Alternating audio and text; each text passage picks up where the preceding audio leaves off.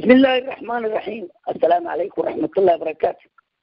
إذا سياشة قيمة غيالو halka waxa ka leeyahay caawa aniga Umar Awali Ibrahim sida caado u barateen programkii badbaadada beelweynta ay waxa caawa awada niga subumaysan waxa ku jira khadka telefoonka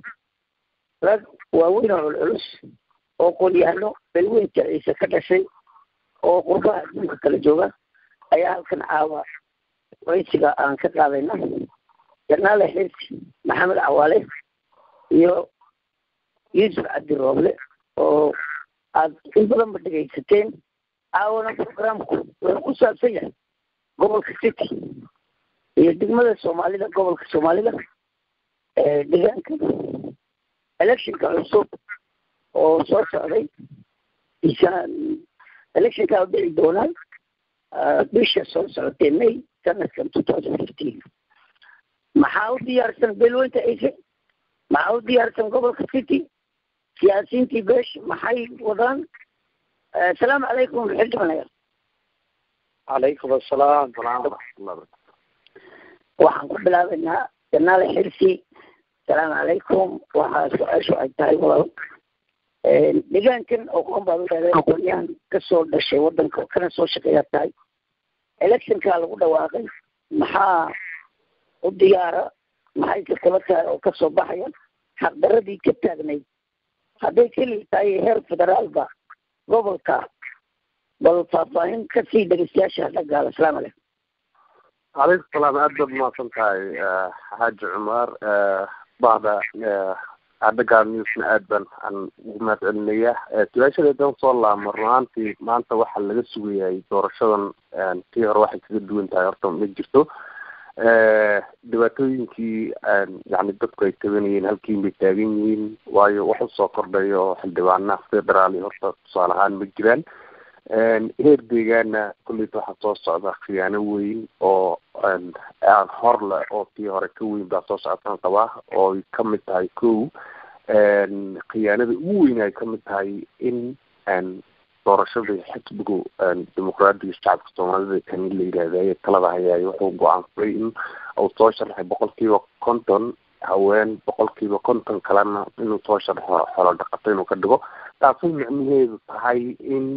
dad yani aan qorayn aan akhriin oo yani iska jaahilin in dadkii loo soo sharaxo sidaasna yani lagu dabargooyo oo looga yeelo dad aan la soo kicin yani mabaadiidoodii iyo rabitaankoodii aan si xor u dhiibin oo kale in laga soo qaado ayay lagula muuqataa ruanta. waayahay waxa weeyaan maadaama ay dawladdii doonaysa khiyaanada siyaasiyiintii gobolka hadday tahay beelaha kale hadday beesha ay saba tahayba maxaa iyagana u diyaarsan oo ay kula tahay run ahaantii beeshu diyaargarow weyn bay ku jirtaa oo xisbiyo ay hadda ka hor badda iska lahaayeen oo la loolami kara xisbiga dimuqraadiga shacabka ayaa jira oo ay soo dhaaf ka mid tahay sidoo kale waxaa dhici karta in shaksi ahaan iyadana waxay yidhaahdeen gilliga in laisku sharaxi karo laakiin waxay u badan tahay maanta in laga gufo boodhka xisbiga soo dhaaf la yidhaahdo oo aada la loolami kara maanta diyaarna u ah oo sharciyadiisa iyo xisbi oo dhan u dhamaystiran yihiin sidoo kalena ay siyaasiyiinta rugcadaaga ee dirraba ku sugan oo talada deegaanka iyo tan federaalkaba kasoo qaybgalay kuna soo jiray ay maanta ay gacan weyn ku siinayaan ayna ka mid noqonayaan musharaxiinta taas baa horta jidiilo fiican oo dadkii ay ku diirsadaan noqon kartaan qaba. waayahay waa ku soo noqonaya kadib maxamed Cawaale waxa adiga su-aasheedu ay tahay waan ku salaamaya horta soo dhawow. waa laga qaaday Umar. Assalaamu calaykum. waxa weeyaan su-aashu dadka deegaanka xaqooga in badan buu ruursanaa siyaasiyiintuna ay bar hurda iyo bar soo jeedaba bal maxaad ku odhan siyaasiyiinta gobolka City u dhalatay iyo shacbigan hurda oo xaqoogii hadday deegaan tahay hadday xildhibaan tahay hadday shaqo tahay meel kale un gacmaha ka hadsanaya bal baraarujin waxaa laga rabaa dadka inaad halka aada kimiso ama siyaasi ha noqoto ama shacbiga soo kof. assalaamu calaykum waraxmatullaahi raxiim. horta dadka ilaah baa toosiya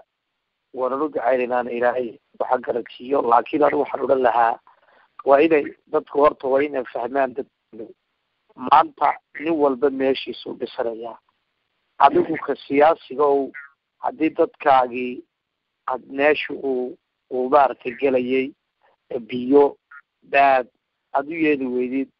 iyaguna ay dadku ay kici waayaan xaqooga raadsan waayaan cillaan ka hadhaynaa meel dad kastabaad aragteen waa inagaa arkay meelaha ogaadeenku ama dhulkaa kale haadka sare wadooyinka laga saarayo beeraha dhaqaalaha ka socda jigjigoo 8 adigu waa tegay siigaha ka cararay maanta telefishinada markaa ka daawada waa dhaxaysa shiniin iyo darnaba wadada udhaxaysana lama mari karo waana 7 kilometer marka dadka waxaan odhan lahaa kaca haddaad kici weydiin dee meeshaasi waxaad noqonayseen inaad weel qaadatiin hadda inaad tugsatiin waxaana ku darayaa oo degdegaad doona inaan uga baxo horta dadkeena qurbaha jooga iyo kuwa jabuuti ha joogaan ethoopia kasoo jeeda horta cuqdadani na gashay iska dhigayno inaan reer jabuuti aan noqonay anagoo guryaheena iyo gargideena iyo bulalkeena ay weli taagan yihiin waxaa odhan lahaa war ilaahay ka baqa cidba inii diidi mayso igama qaadanaysa jabuuti dadkiinana ka warhaya wax la qabta waayo mudane maxamed kil ku ilaa 25 sano siyaasiyiin rugcadiya ila maxamuud dirir oo kale ayaa 20 sano wasiir soo ahaa waxaa dhibaat sheegtayna way joogeen maxay qabteen maxay shacbigooda u qabteen xagee bay maantana ku sugan yihiin raggii waddanka u dhashay ee lagu hadlayay anugu dambeyn horta 8 baan tegay magaalada dirdhabe dhulkana bas baabuur baan kusoo maray horta aad baan uga naxay markaan arkay dhulka kale oo sida u dhisan yihiin taasina horta dadka dee sida carabkaas ku saartay maxamuud dirir oo kale ah iyay dee ay ceebtaasi saaran tahay dadku horta markay adiga ku doortaan haddaad wuxu qaban karina sida xildhibaanka walaalkiina nagu jira aad baan u sheekaysanay intaan anagu qaban karna waan uhadli karnay uhadli jirnay laakiin shicibkana in la quudayay u baahan yihiin shicibku cabsi haddii la geliyo haddii raashi yar lagu gato haddii lacag yar oo qaad yar la siiyo jaad yar loo iibiyo hadhow toole dad kalaa kugu imanay iminka xitaa waxaad maqalay iminka inaad 10 kun oo qof oo ogaadeenoo lasoo dejinayo shilele iyo hadhagaale iyo waa maxay waxaasi marka dee dhulkaaga sidaa baa lagaga qaadanaya marka waxaan anigu aan ku baraarujin lahaa in siyaasiyiinta soo socota waar beritoole meesha waa lagaa tuuri haddaad shirig yar adigu jaabka unaad geshid laakiin waxaad kusoo noqonun dirgadiiniyo sidii u taala dhulka kalena haweeye laga dilaacay waayahay waa kusoo noqon maxamed ninka yuusuf cabdirable asalaamu calaykum calaykum asalaam cumar dhamaan waxaan salaamayaa dhegeystayaasha laga dhegeysanaya maxay ahayd hadda news waayahay waa yuusuf iga raalahaw waan ku joojin waxa weeyaan su-aasha adiga bal siyaasiyiinta gobolka iyo xuquuqda gobolka maqnayd electionkana ururka city kasoo abuurmay ee soo dhaaf waxaan ka filayno iyo waxa aad ku dhiirigelinayso ayaa labada su-aalood soo koobaysa assalaamu calaykum okay bismillahi raxmaan raxiim waxa weeye horta waxaan ka bilaabaynaa degmooyinka sida 7 degmo ee gobolka loo magacaabay inay magaala madaxda qabanayaasha ay yihiin intaba waxaa loogu talagalay inay 7 degmadiida ay kasoo baxaan 7 xildhibaan oo midagsada dowladda federaalka taasi ma jirto maaragtay waa saamigan maqan bay kamid tahay 4 baa kasoo baxay sidii waxa nanoo qarinaya xaqa taana waxaa ka dambeeya ma aha only filimka waxa ka dambeeya dowladda federaalka dowladda federaalka iyaa si xaq darro ah gobolka city ula dagaalamaysa arrinta kale ee jirta waxa weeye war maanta fursad baan leenahay fursadda aan leenahay waxaan leenahay xisbi cusub oo lagu dhawaaqay oo soo dhaaf la yidhaah xisbigaasi waa kana kala oolinaya annaka iyo etoobiya inaan maaragtay isku baabaano war waxaan leenahay nimanka city gobolka city jooga waxaa dowladda federaalka ay u qoondaysay 7 bilyan oo bir bay u qoondaysay waa lacag badan kolka la sarifo walaa 300 milyan 500 milyan waxa uu qoondeeyay USAID-ka meelaha 80 milyan iyo 100 milyan waxay 100,000 waxay aad magaranaya waxaa siiyay dowladda Japan European Union ku xitaa in la bixiyeen lacagaha oo dhan gobolka City example baan nasiinaya waxay dowladda kale ku iyo corruption ka jira kilka yaan nasiinaya example waxay dowladda Itoobiya bixisay lacag badan oo gaaraysa ilaa 60 milyan oo bir bay bixisay in maaragtay dib loogu sameeyo gobolka City eelashii 200 oo eelkii lagu qodo ahay lagama qodin waxa lagu qoday waxaan gaarayn 20 dadkii in dib loo dibiyo 4,000 dib loo dibiyo dadka maaragtay nomaadiga oo dib xurashada sheegayaan loogu sameeyo beero loogu falo looguma sameeyo maxaa la sameeyey 2 beer oo qura ayaa gobolka oo dhan laga sameeyey oo maaragtay labada beer asmaatid iyo basliir lagu beeray iyo qaar dal la shaqaysanaya ay sameeyeen gobolka degdegisi loo sameyn lahaa ee lagu dejin lahaa dadka nomaadiga lama sameeynin waxa meesha taagan maanta waxaan leenahay xaq farmaanka Itoobiya iyo tilka waxaan kala oolinayay intay gacani bixin waxa weeye waa xisiga cusub inaad dooratiin ninka sida ninka aan wax ogeyn waa inuu furo ninka walaalkiisa waa inuu waramo uu sheego war xisbigaas dadkeen aliis ka yihiin ma jiro afyaaliyo adeeryaaliyo wixii wax la isku siiyay waa dhamaaday waa inuu walba wuxuu tiro ku helo oo ku soo baxo inkastoo dowladda kilka aan aaminayno ku shubanayso haddana maaragtay wixii maaragtay aan xaq leenahay inaan foosayno oo waxa quba aan xaq u leenahay in kula dagaalami karo xaqeedana ku soo ridan karo waa in la fooseeyo wey waayahay Yusuf halka joog janaal ciisi maadaama aad aqoonyahan xagga garsoorka yaqaana tahay oo aad u yaqaan kuna xil dheer Itoobiya in badan ka soo shaqeeyay waxaan ku weydiinayaa electionkan 25 yaa u soo haraysa ciisan waxaa la yidhina gobolka City 28 xildhibaan ayaa jigjiga uga soo baxaysa inaad 7 degmo inay min 7 helaan bay ahayd federaal mid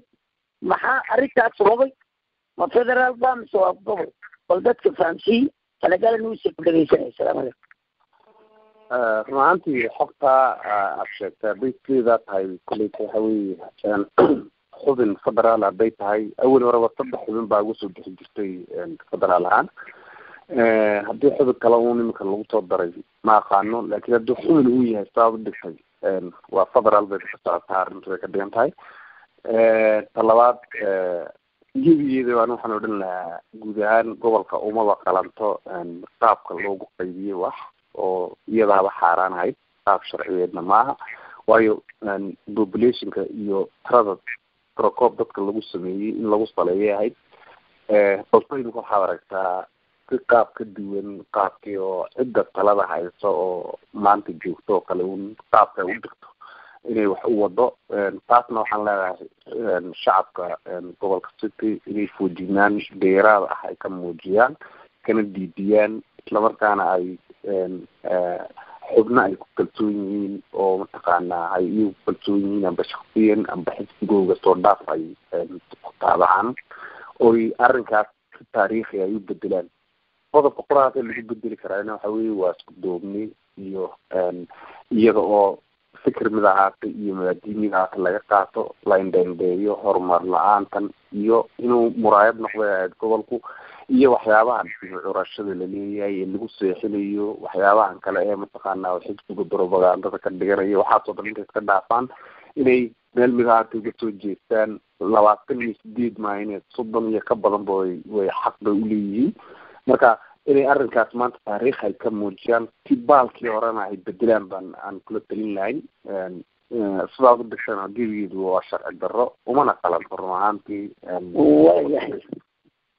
waayahay maxamed awaale ayaa kusoo noqonaya maxamedow ururka Somali Democratic Alliance Force oo gobolka City laga aasaasay talo maxaad kula talin lahayd maamulayaasha oo kusoo gabagabay adiguna horta alxamdulillah weeyaan waxaan anigu ku farxay xisbiga Somali Democratic Alliance ruucadaada madaxa ka buux xuseen ina laxdin waa oday taariikh dheer leh oo taariikhdii sidaad ula socday dhawaanna horta aad baan u wada hadalay horta waxaan rajaynayaa shacabkeena city inay horta xisbigiisa aada u dabagalaan waxaa dadka waxaa la kala gartaa ingiliiska luqada ingiliiska waxaa la yidhaahdaa siyaasiga iyo statementka sidee lagu gartaa siyaasigu elashika soo socda buu ka fikiraa laakin statementk wuxuu ka fikiraa maxaa ku dhici doona next generation dadka shacabka markaan u buux waxaan u arkaa oday mar walba ka walwala dadkiisa taariikh dheerna dadkeena kule xisbiga horta ina xoog loo taageeraan jecelahay haddii meel xisbiga la xoojiyo waxaan u garanayaa in dadkeena kolka loo juugsanayo waxna inuu qofku siiyey inaad sugtid maaha waa inaad cadkaaga soo ridataa haddaad jijilaac lagaa dareemo iyo cabsi haddii lagaa dareemo dad horeba u dhinteen meesha ay shacaa waa la ogyahay dad idil baa lagu xasuuqay waayo xaqoogay raadinayeen allah u naxariisto ilaha jannadii laakiin waxa iyaga kula talin lahaa siyaasiyiintaas haddii maanta aad ka faa'iidayso weydina dadkiina aad waxu qaban weydeen iminka dhawaad waxaa laga soo saaray nin walaalkeena noo sheegayay dawladda maraykanka waxay soo saartay ethoopia inay noqotay wadanada feelgaroobay waxaa iman doonaa inay ethoopia kala daadaadato maxaa u yeela marka dadkeenii city shacabka xagga ku miyaan daawanaynaa un waa inaan istabaabushaysana iminka siyaasad ahaaneed iyo dimuqraadiyadkaa jirta ay sheegayaan hadday dawladda ethoopia aba kiralku ay ixtiraami waayaan in haddii lakala sheekaysta maa waa inuu nin walba maaragtay wuxuu ilaahay u gooya gacantiisa waa inuu kusoo qaataa waayo cadaalad hadday jirto yar iga raalaho cadaalad hadday jirin nabadgeli ma jirayso imikadaa xitaa dawladda jigjiga mar walba cadaaladda way garab martaa dastuurkeedin bay garab martaa 3 madaxweyne ku-xigeen bay sameeyeen sharcina maaha madaxweyne ku-xige iyo madaxweyne aan u qalanaa haddii sharciga la ixtiraami waayo waa inay dadkeenu kacaan waayahay yuusuf adigoo kusoo gabagabaynaya waxaa toddobaadkan lanoo sheegay degmada ayshaca baarlamankeeda hoose ee degmada inaa xamarshi lagu daray xamarshina deegaankaa shaqa kuma lahayn bal dhegaystayaasha hadha gaala oo wax la yaab leh arrintaa bal waxaad u faahfaahaysaa siday ku dhacday iyo foolxumada ayaa ka dambeeyay waxa weeye horta waa arrin aada naxdin leh waa ognahay shaca dadkeena in lagu mariyey markii 60kii iyo 60kii mid ay ahayd ma garanayo ay dadkeena yidhaaheen war saddexan noo kala goynina ee dadka iyaga isu kaaya dara ee dawladdii Haile Selassie ay ku yidhaaheen taangiyaa lagu laayay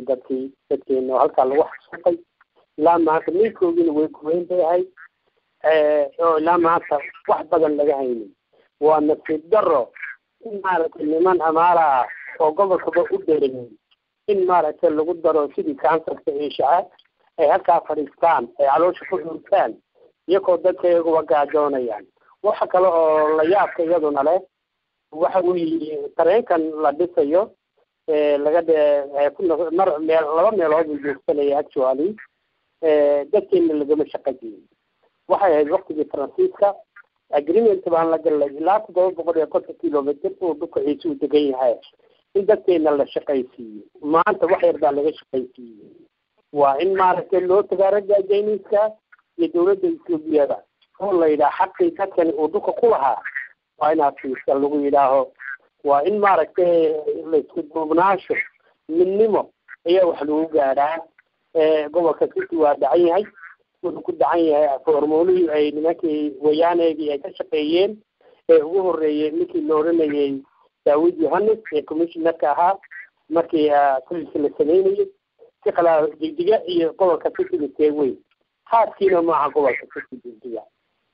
aad baan wax mahay waxaan u baahannahay inaan electionkan wixii xaqeynaa kusoo ridno inaan dhaxdil aadii ood ogtihiin in lagu maaragtay lagu dilay dagaalada Iran oo maaragtay xaq darro ka dagaalamay lana dagaalamay Faransiiska iyo dawladda xabashida la dagaalamay maanta waxaan u baahannahay walaalayaal waxba hay sameynina waxba hay kala saarina waxba kale kulina ni imanan oo kala googoynin وهبل عبد الله هبل كفيد وكان أوراني walaalayaal maanta xaqiina soo rita ku xigta kan aan xaqeena ku weyno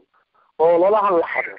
oo si ay Ethiopia lagu yaqaanay ay ka samayso waxa la wixii kale oo alla noo gooyo ilaantigeedii baan galaynaa laakiin anaku waxaan ugu gargaaranaa maaragtay taageeraynaa naamilowdiin inaad codaysiin gobolka dadkan Soomaaliya dimuqraadiga inta 3 sano taladahay codeynina Ethiopia reer bay qoomsa iyo wixii la socda ee isbaxaysa ay samayd ayay meesha jijiyay ay ku qoomsa Ethiopia waxaan u baahanahay dambal in noo soo sheego inta qabalay ka tirsan tahay hadda gaala inta qabalay ka tirsan tahay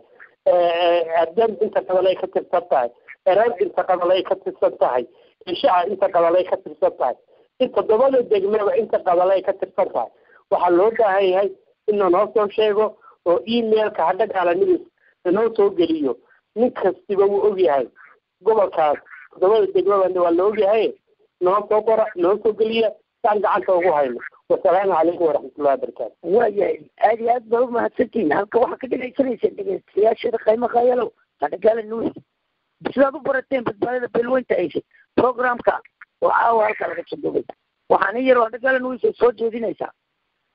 electionka waa taariikh nin kasta oo xaq u leh inuu footeeyo ha ka fikiro inuu dadkiisa iyo sharaftiisa soo celiyo siyaasiyiintana waxaan leenahay xaqa raaca kuwa jigjiga jooga kuwa federaalkaba qof kasta shacbiga votekiisa qofka ay doonayaan in loo aqbalo taastaa xuquuqda adduunka ayaa loo ogolyahay kii khiyaana isku daya aakhiriya adduunkaba waad ku horta waxay dagaala nii soo jeedin doontaa ama ay aad closely la socon doontaa electionka bisha May dhacaya gobolka Kitina si khaasa ayaan ula shaqaynaynaa musiiba Somali Democratic Alliance Force oo cusub oo doonaya inuu halkaas xuquuqda gobolka isku taago ama Soomaalida oo dhanba uu ka saaro qabiiligan iyo nin jacaylkan iyo tani maaragta anadan insha Allah istaan dib u kulmi doono dhegeystayaasha waan salaamayna waxaan aad u salaamayaa waraysiinamadan waraystay ee martida lawaana aad baan salaamay assalaamu calaykum waraxmatullahi